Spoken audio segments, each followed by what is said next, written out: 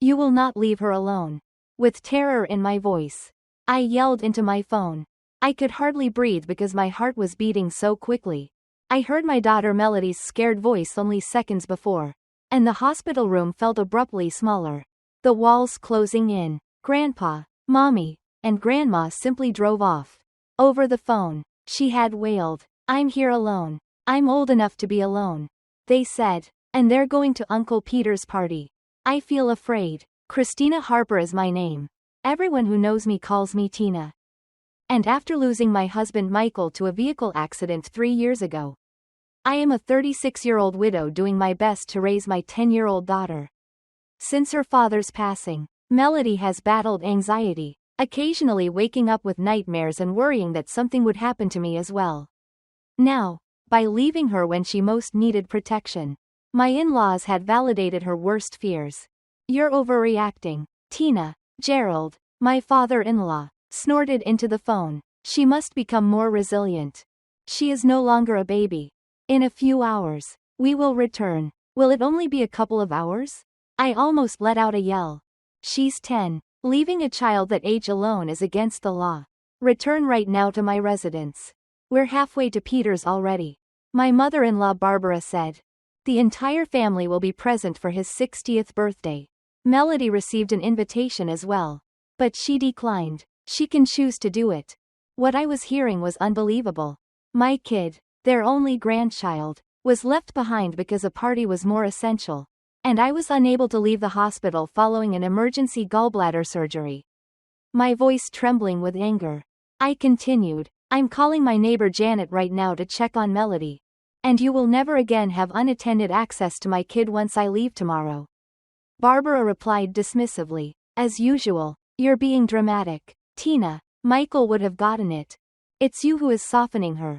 The final blow came when you turned my deceased spouse against me. We're done talking. Don't come near my residence."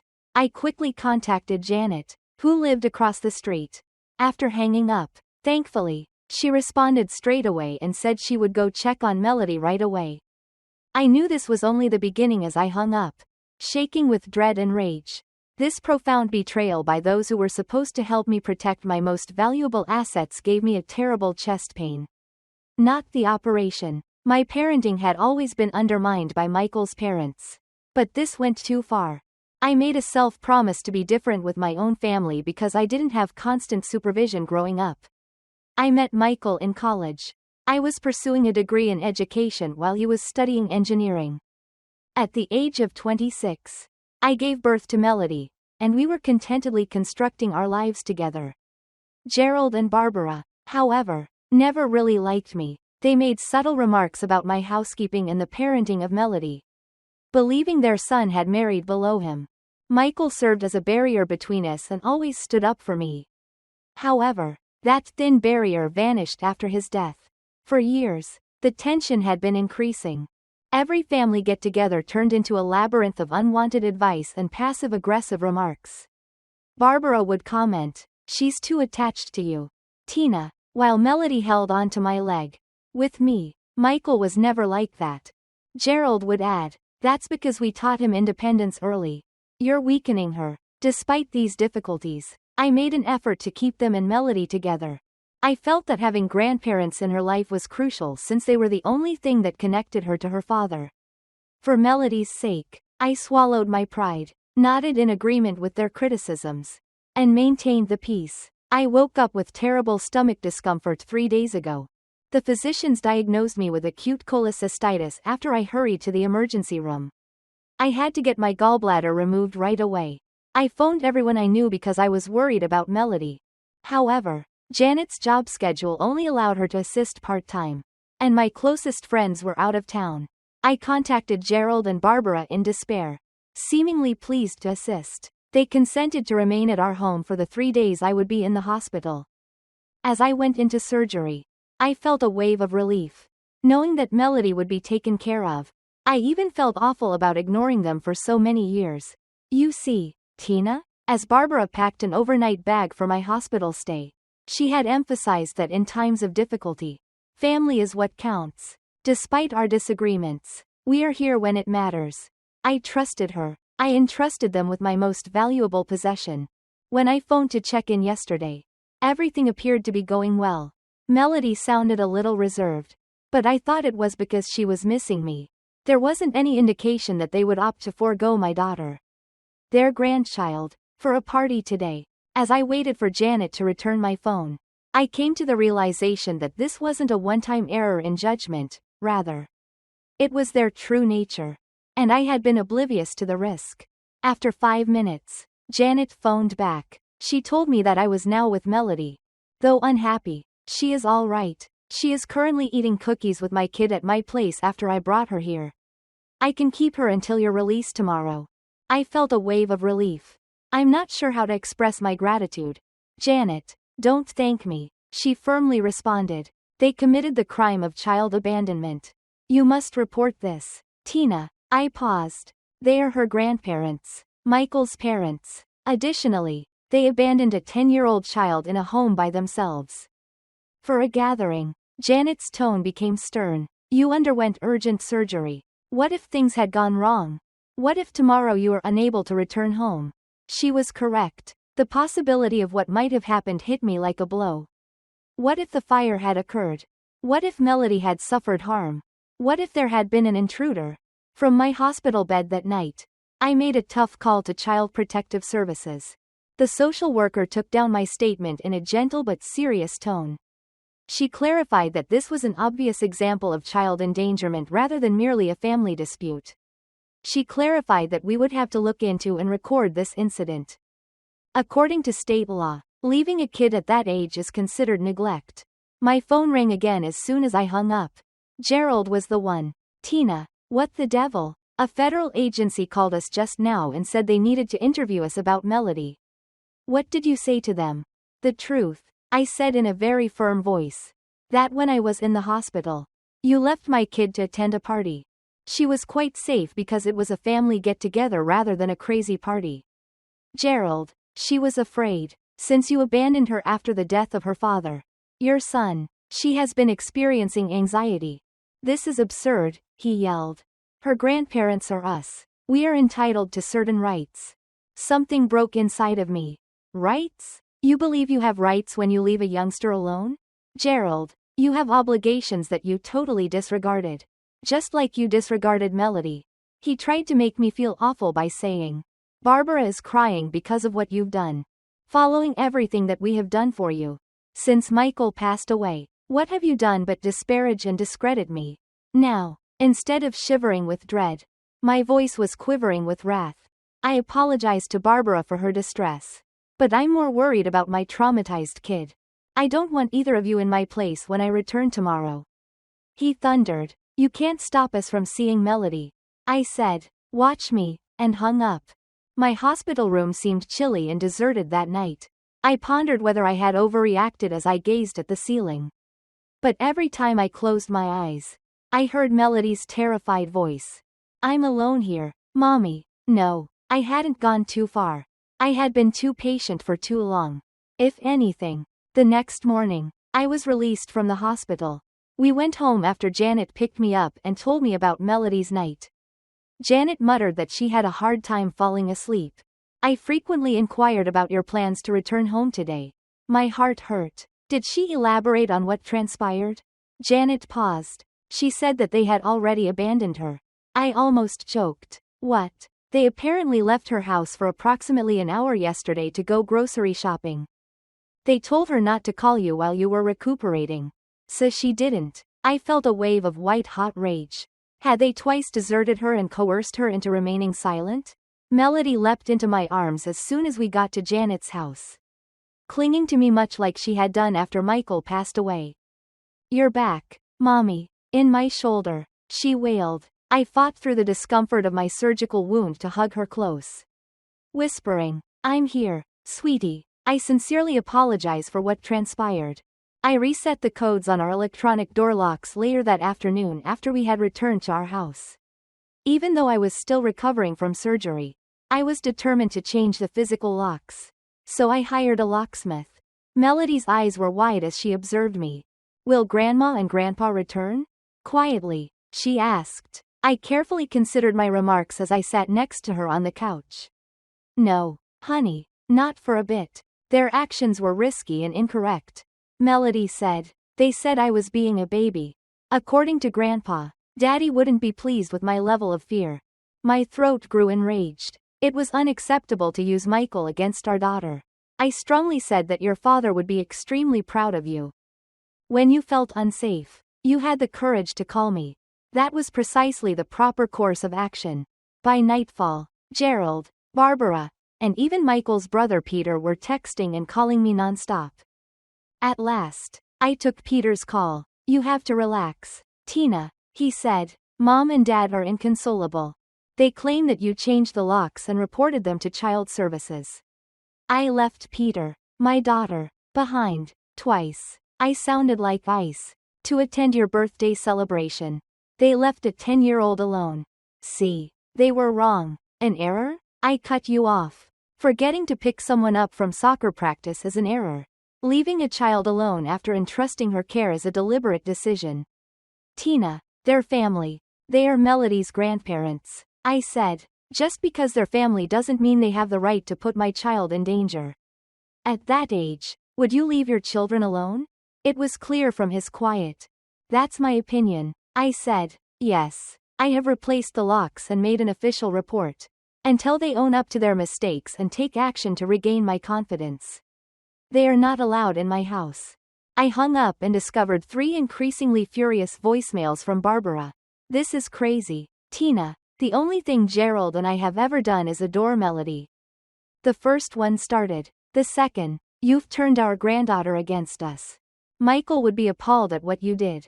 The third just departed a few minutes ago. We're discussing grandparents' rights with a lawyer. We can't avoid seeing Melody. Can we? This time, you've gone too far. With trembling hands, I erased them all. I was aware that the danger to grandparents' rights might extend further. They could afford to take legal action. However, I also knew that I had proof of their carelessness and that defending Melody was worth the fight. That night, Melody gazed up at me with sad eyes as I tucked her into bed. Grandma and Grandpa, am I in trouble? No, darling, I told her. You didn't make a wrong decision, they did. Now you're safe. But as I bid her good night, I wondered if we were truly safe from what lay ahead. CPS emailed me the next morning to confirm that they had launched an inquiry. The social worker, Ms. Patterson, would conduct interviews with all parties, starting with a house visit that afternoon. Resources for family therapy and child safety were also included in the email. My phone rang once again as I was making my way to the bus stop with Melody. I needed Barbara's phone number. I hung up the phone.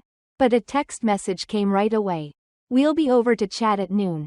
This is far enough. As I texted back, my hands shook. Don't visit my home. If you arrive without permission, I'll contact the cops. Before her response arrived, 3 dots emerged, vanished, and then reappeared. You wouldn't risk it. I said. Try me. I reported any possible undesirable visits to the non-emergency police number after ensuring Melody boarded the school bus safely. The officer promised to have a patrol vehicle drive by noon and was understanding. Particularly when I described the CPS investigation. As promised, Gerald's SUV arrived in my driveway at 11:55. Through the front window, I saw Barbara's determined face and Gerald's furious as they marched up to my door.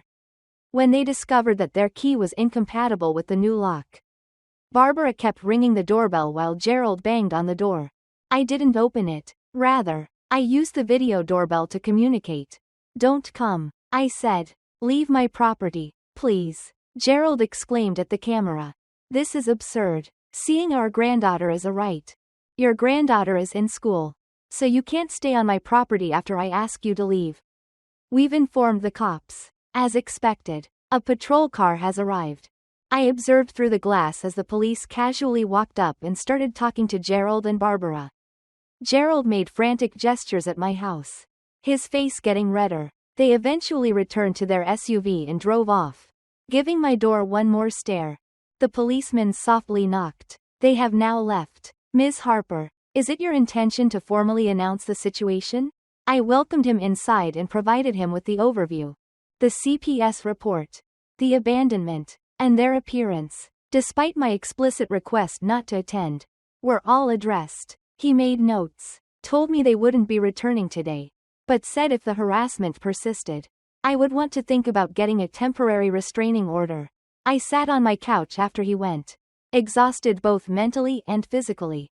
In the middle of the confusion, I discovered that I had forgotten to take my painkillers that morning. And the site of my operation throbbed.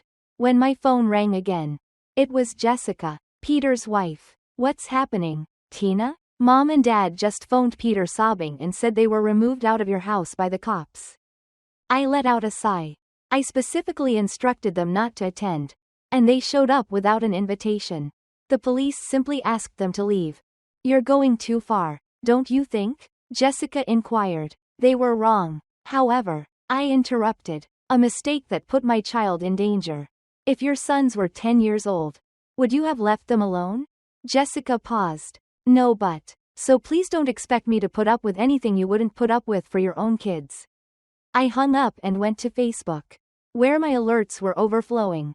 Barbara had posted a lengthy, self-pitying statement about being wrongfully accused of negligence and kept away from our beloved grandchild.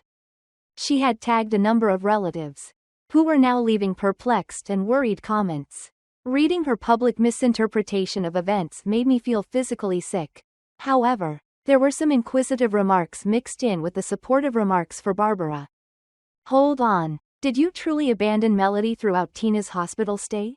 That sounds incorrect. Did you not attend Peter's party that evening? Was Melody also present? They were trying to control the story, but the reality was beginning to show. I was unaware of a significant storyline twist that was developing. The family was starting to doubt their account of what had happened.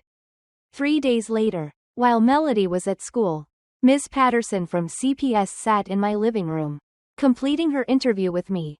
She went over her notes and stated, "There is enough evidence to support your claim of child neglect based on our investigation so far, including our conversations with your in-laws.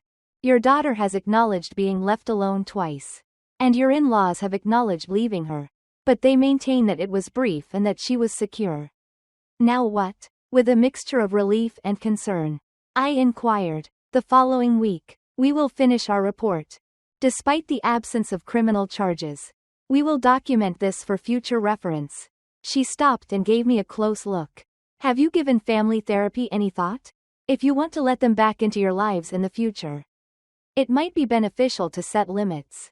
I said, I'm not sure I do. Or not in the same manner. Anyhow, I opened my email after she departed and saw a message from an unfamiliar lawyer. The subject line left me feeling deeply uncomfortable. On behalf of Barbara and Gerald Miller. Re. The right of grandparents to visit. I opened it, my hands trembling. Gerald and Barbara had written the letter clearly and formally. In order to legally seek visiting rights with Melody, Gerald and Barbara had hired legal counsel.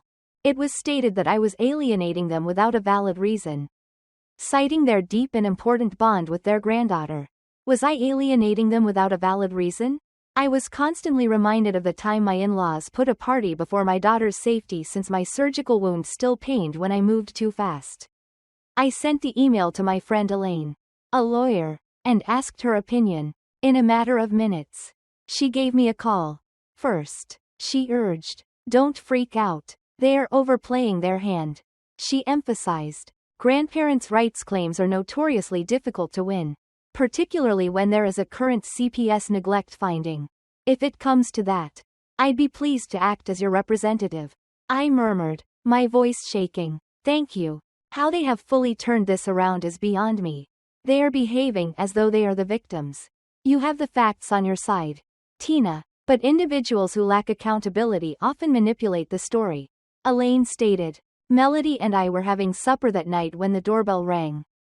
Peter was standing there by himself, looking uneasy. When I looked at the camera stream, after a moment of hesitation, I opened the door. Can we have a conversation? Quietly, he asked. I opened the door for him, but I continued to see Melody in the dining room. He started sitting rigidly on the edge of my couch and said, I spoke with Jessica's sister. She works as a psychologist for kids. She said that what Melody's parents did was very out of place and could have caused her trauma. He combed his hair with his hand. I didn't want to think they would act in such a careless manner. Neither did I responded quietly. I trusted them with her care because of this. Peter appeared to be in real distress. When they arrived at my gathering, I was unaware that Melody was by herself. They explained to everyone that she wasn't with them because you had arranged for other care. I was taken aback by this fresh insight. They told the whole family lies? I'm afraid so. He turned to Melody, who was nervously observing us from the dining room. Could I talk to her? I apologize for not personally checking up on her. I nodded, and Peter and Melody had a gentle conversation for a few minutes, during which time Melody began to relax. He looked back at me before he left. I've instructed Mom and Dad to stop threatening to sue. If they keep acting in this manner, Jessica and I will not stand by them. He had a serious look on his face. Neither Michael nor us should have tolerated this. I felt a startling lightness as I shut the door behind him. Not because of what I had done, but because the truth was finally coming to light.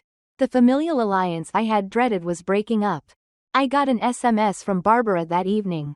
Without attorneys, we must have a conversation.